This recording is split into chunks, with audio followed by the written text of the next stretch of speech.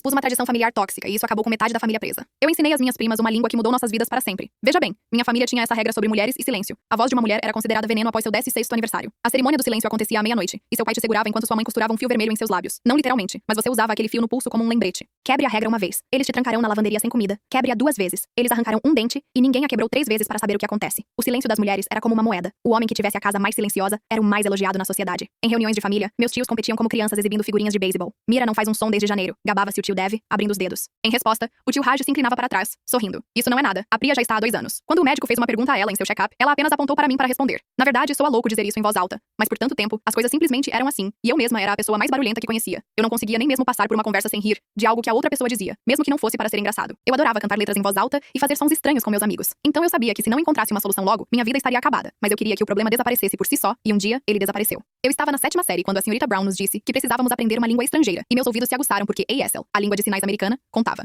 Veja bem, todo esse tempo, eu e minha família estávamos nos EWA, porque era só quando você completava 16 anos e fazia o voto de silêncio que era enviada de volta para a terra natal. E lá você era forçada a se estabelecer e ter filhos. Então, 3 vezes por semana, eu me sentava na sala de aula do Sr. Brown aprendendo a falar com as mãos. A adrenalina corria em minhas veias. Se ela sequer mandasse uma mensagem para meus pais sobre minha escolha de língua, eles descobririam o que eu estava aprontando e minha vida estaria acabada. Eu nem sabia o que ia fazer com as aulas, porque ninguém ao meu redor falava a língua. Mas então veio o jantar de Diwali. Todos os nossos parentes voaram da terra natal para comer em nossa casa, e era para ser a época mais feliz do ano. Mas durante a refeição, notei Priya sentada sozinha no final da mesa, e havia lágrimas escorrendo silenciosamente por seu rosto, e ela não conseguia contar a ninguém o porquê. Ela tinha 17 anos, 1 ano em seu silêncio. Quando ninguém estava olhando, entreguei a ela um copo de água com um bilhete na mão. Me encontre perto do galpão do jardim e traga sua irmã. Eu disse a todos que notei que o sari dela estava amassado, e eu ia ensiná-la a dobrá-lo corretamente no galpão. Foi assim que começou. Em cada reunião de família, enquanto os homens assistiam cricket e as mulheres silenciadas serviam comida, eu e as meninas mais novas nos agrupávamos, todas desesperadas para evitar nosso destino. Eu lhes ensinei as letras primeiro, depois as palavras, e em seguida, tínhamos conversas inteiras fluindo entre nossos dedos. Ficamos criativas com os locais de prática, sinalizando enquanto lavávamos a louça, com as mãos escondidas na água com sabão. Desenvolvemos nosso próprio gesto secreto. Um movimento rápido do pulso significava, ele está vindo. Uma passada do polegar significava, guarde esta conversa para mais tarde. Quando fiz 15 anos, tínhamos uma rede completa. 12 meninas entre 9 e 15 anos. Todas fluentes em uma língua que nossos pais e irmãos não conseguiam entender. As mulheres mais velhas notaram, mas não disseram nada. Outras começaram a aprender nos observando. Tudo desmoronou no casamento da minha prima Anjali. Ela tinha 15 anos